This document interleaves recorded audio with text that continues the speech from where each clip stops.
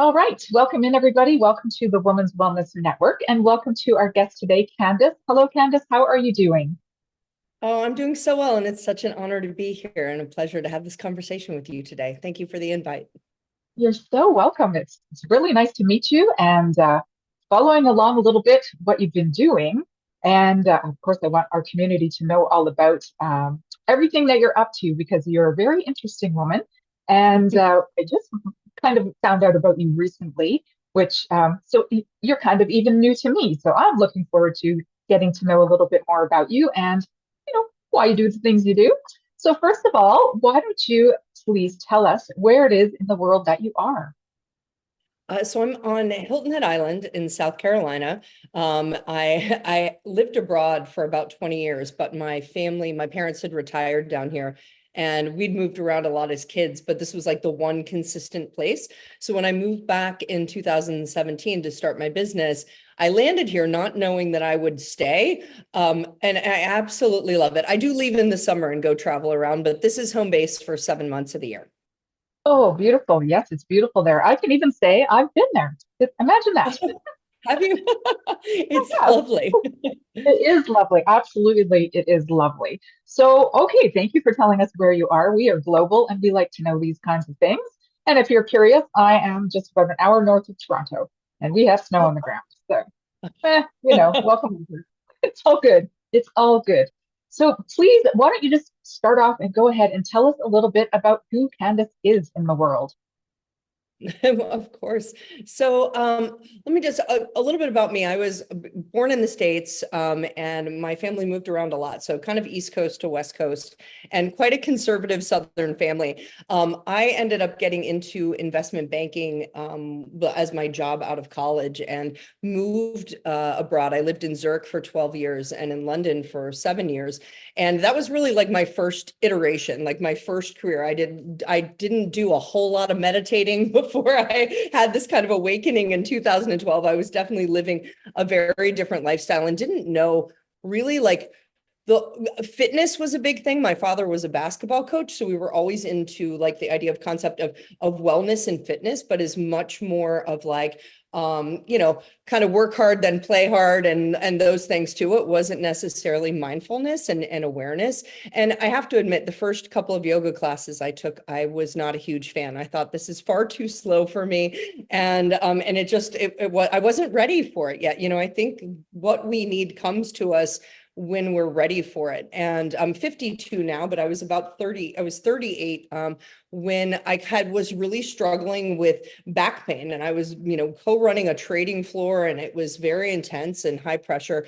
And I could not figure out how to get I couldn't find through traditional methods a way of ridding myself of this tension and stress in my back. And that was really like, we call it like that cracking open moment where, eventually somebody said, you've got to go see this alternative healer. And his name is Sam Kankanamage. He's this amazing Sri Lankan healer who's in London and Sri Lanka.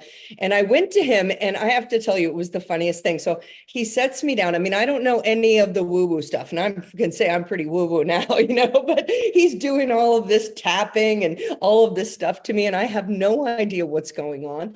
And he looks at me at the end and he goes, there's nothing wrong with your back. He goes, you are just so energetically out of alignment. Like your energy's all over the place and you have a lot of tension. You probably haven't been living the healthiest lifestyle. He was right. I was out and about all the time.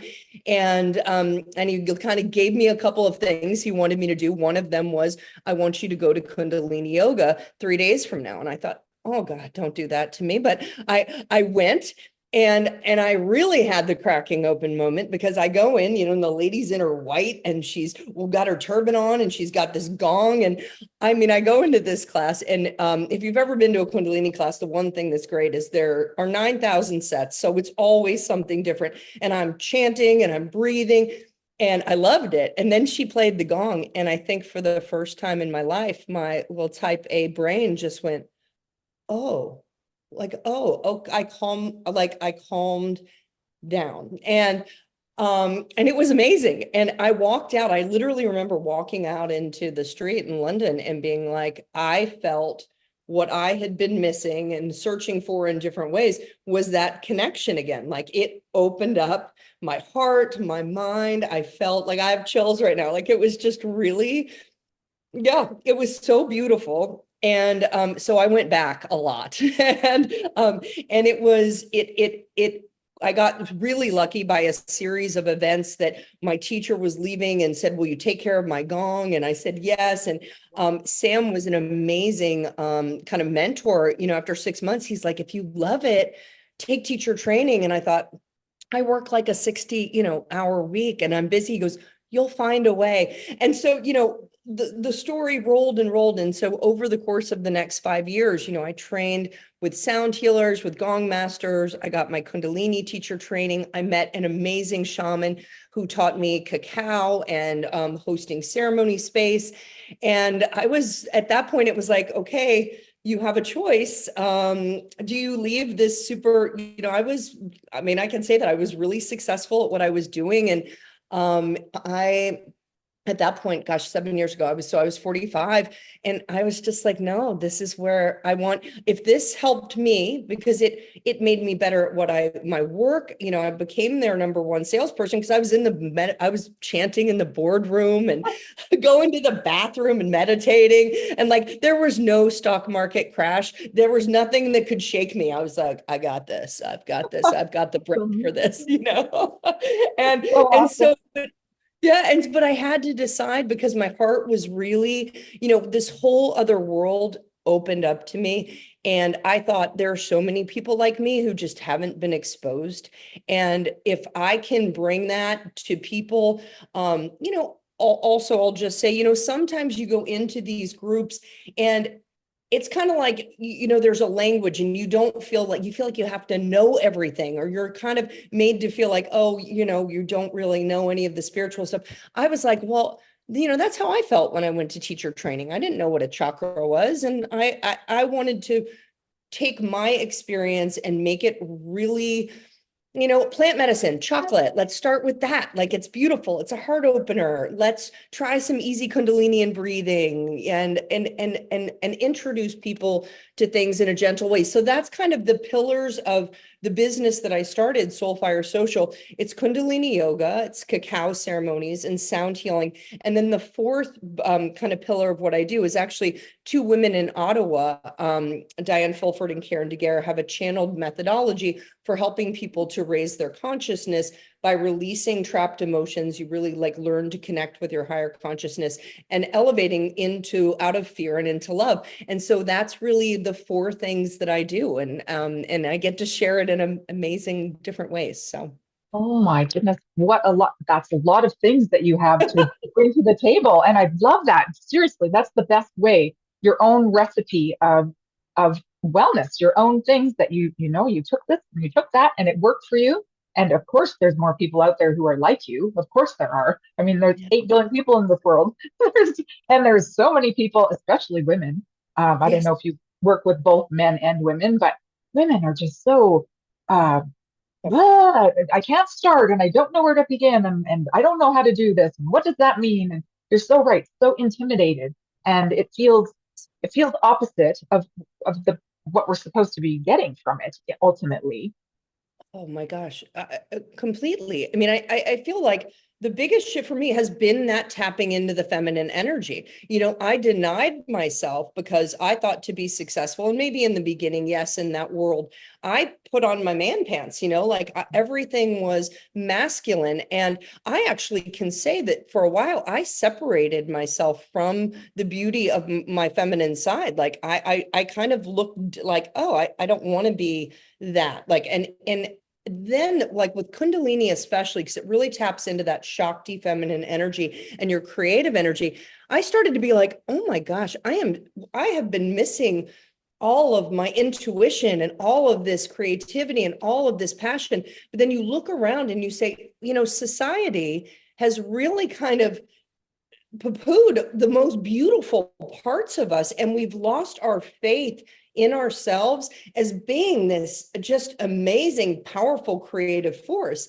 And so I do work with them, but I would say 99% women, because I'm like, come on, let's get together and remember who we are, help one another in community. And I think that's it. It's finding supportive community so that you can really, like, whether it's dropping the stories or just unpeeling the untruths, so you can come back to yourself and then find the courage to live that. Because I think that's it, finding the courage to be uniquely who you are.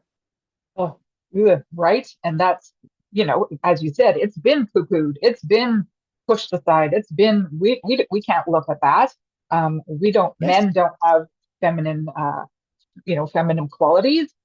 Women's feminine qualities are, not going to make the money. It's not going to create this society that, we've been trying to keep going, propelling it forward, but obviously it's not working. It has not been working for a long time.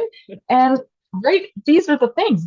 And people like you who have that, the beauty of the language between, helping people discover what it is without feeling hindered or lost. Even, it's nothing like being lost when you first begin something. Of course, you're out of your depth. You're not sure of what you're doing, but if you feel like um, you're not doing it right, or you're being looked down upon, because let's Oh, face it, even some people out there who are doing their best and having programs and teaching yoga and meditation and things, sometimes they still have a little bit of that ego and a little bit of that um, oh yeah. thing that makes people feel less than and make them feel uncomfortable. So I love that you really hone in on that middle part, that hand that lifts somebody up.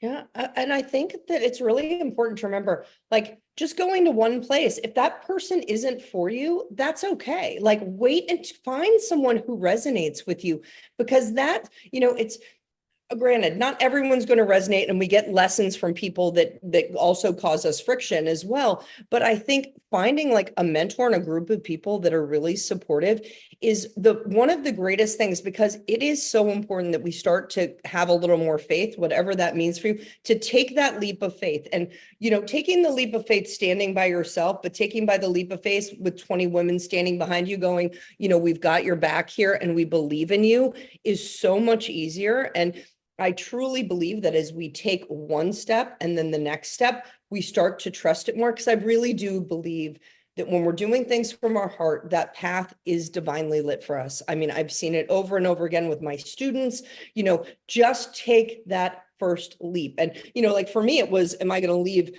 like this check behind? My dad was like, wait, what are you going to do? But you have to at some point say, if I'm doing what makes my heart sing, I will be provided, there will be abundance. And it might not look exactly the same, but it might be living a life which is really in alignment with yourself. And yes, there are things that might fall away, but in other ways, your life is so much more beautifully enhanced as well. Right. Oh yeah, it's so true. It is. It's true. And finding those people and hanging on to them, it's sticking with that group of people that you find, your tribe. Um, Yeah.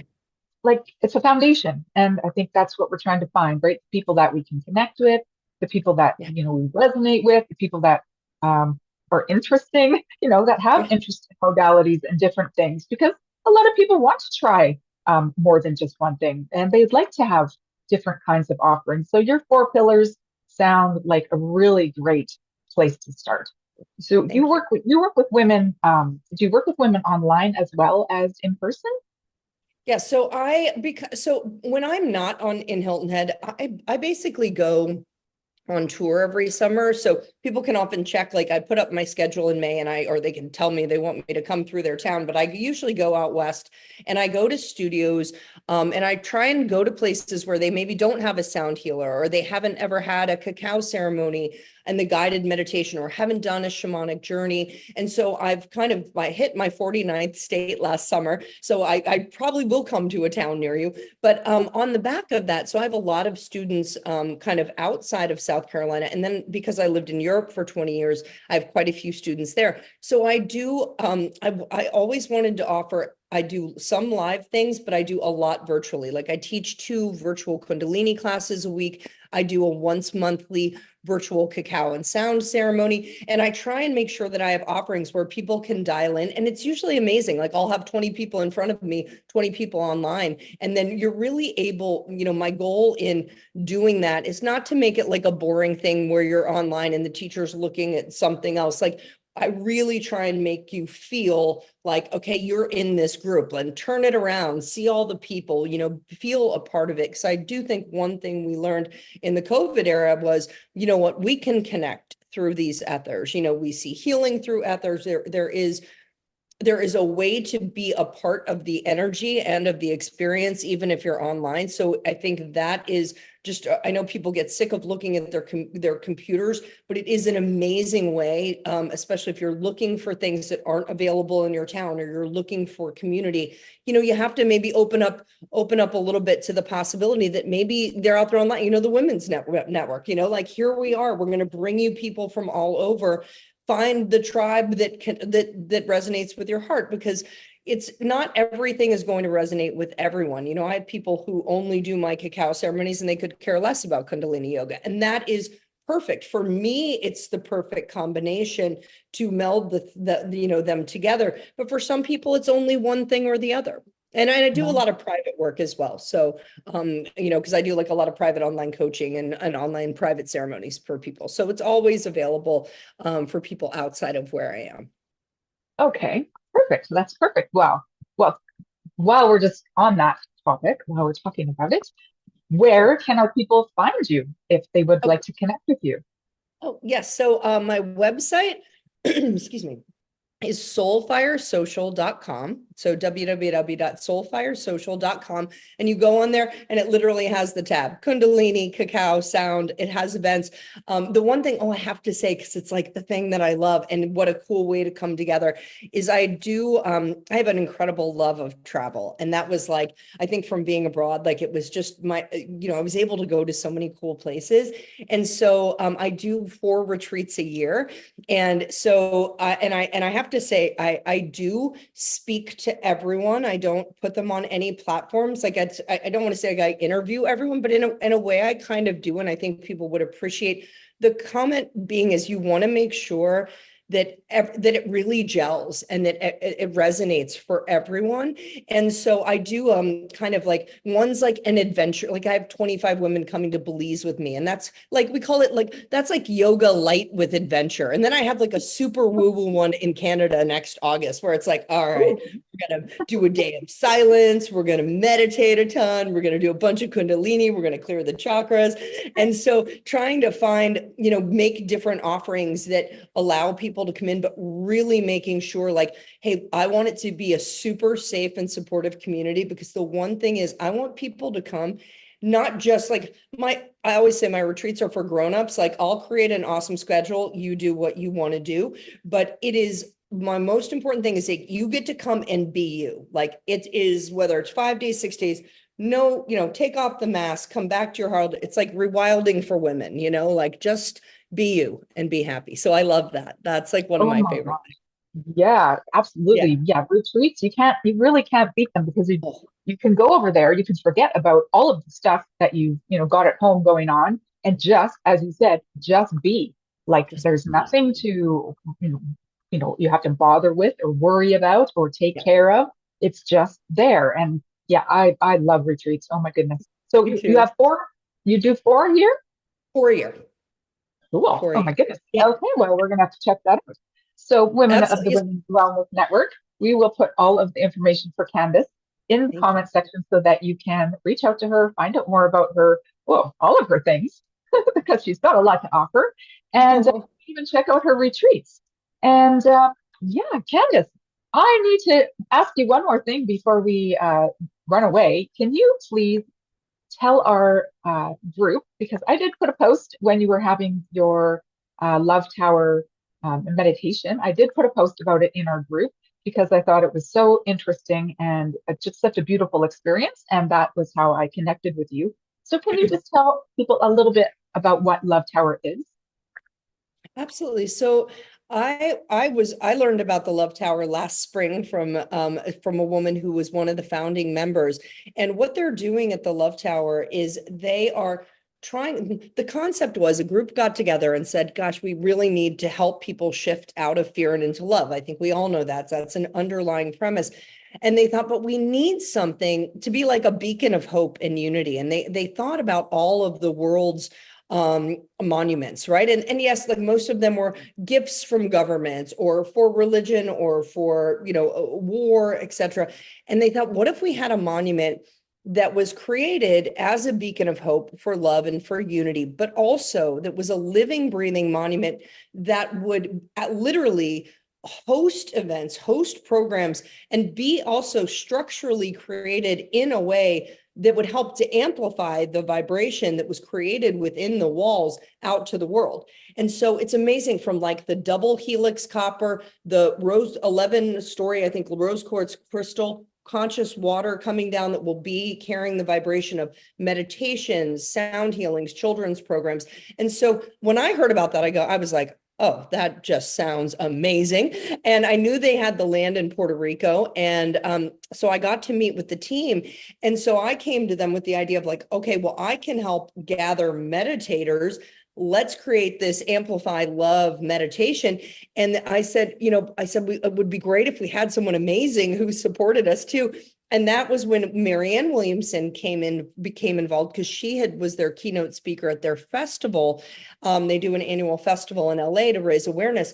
And so it was just this great night of everybody coming together for this cause to, Marianne spoke about her new book, The Mystic Jesus. We had, which is all about coming back to love, like it was in Return to Love. Just, what does this mean decades later? It's like a call to service and action. And just so cool. So we did the conversations and then the meditation, not just to find the love in your heart, but the next phase of really, of taking that love and what do I do with it? How do I share it? And the belief in really that collective power of prayer and meditation together. And it was just, I'm so glad you were there. And Was I'll let you know, amazing. because I want to do another one. Oh my gosh, it was so powerful. It was beautiful. And Marianne, she was on fire. And now that I'm thinking about it, she's probably who I heard about it from before, because Yeah. I followed her for years. So that's probably where I heard about it from. So interesting. I think that's very cool. And yeah, it was incredibly impassioned. Like there was so much passion in that room. And even though I know, there was some sound, people were saying they couldn't hear very well. I heard perfectly. And I always think, you're going to hear. And if you just listen with your heart, you're going to hear everything you need to hear. So, that part for me was just like, I don't care what the words are. I'm just here in the love. It Well, and felt, I thank you for saying that, because we tried so hard, but as I said, everyone was kind of working on a shoestring budget and trying to get sound online. You know what it's like with technology, yeah, and then sound to the back of a full room. And we were like, okay, we just have to do the best we can. And it's what you said was exactly what I said.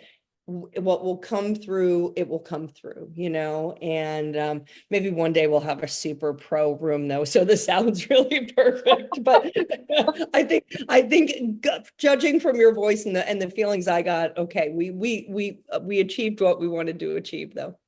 yeah, I would say you hit the mark. It was a lovely event, and I look forward to another one. So yes, keep me informed. Keep us informed. Then that way Yeah. we can, yes, get the more people that can get the message, the more people can get the message out. So, right? What do they say? You tell two friends, and they tell two friends, and so on and so on. That is true, and I love that about everything about what we're doing, because we're building with each other, and yeah, it's coming out amazing. So. Candace, is there anything else you would like to share with us before we sign off today?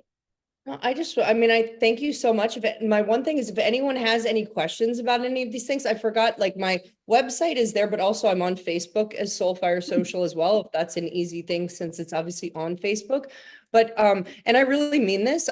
I so welcome any questions, like about what's online. I think it's really important because a lot of times people just, that whole thing like, oh, I don't know if I can do this. Well, hey, if you're not sure about Kundalini, let me know. We'll go through, I can do, 10, 15-minute calls or just even an email or a chat just to feel comfortable if you need more information, because I really love what I'm doing and I have the time to share it. So I just really put that out there that if you have questions, please don't hesitate to ask, and I can at least direct you to the right thing or maybe someone else that I know. Right? So there you go. They tell two friends and they tell two friends. And we all get something in the end, I think. It's beautiful. Okay, so Women of the Women's Wellness Network, as I said, we will put all of Candace's information into the comment section so that you can reach out to her and find out more about her and find out maybe even some more about the Love Tower because it's such a cool project. And yeah, thank you everybody for watching. And of course, until next time, be well. And Candace, thank you so much for coming today. Thank you so much for the opportunity. Thank you, everyone.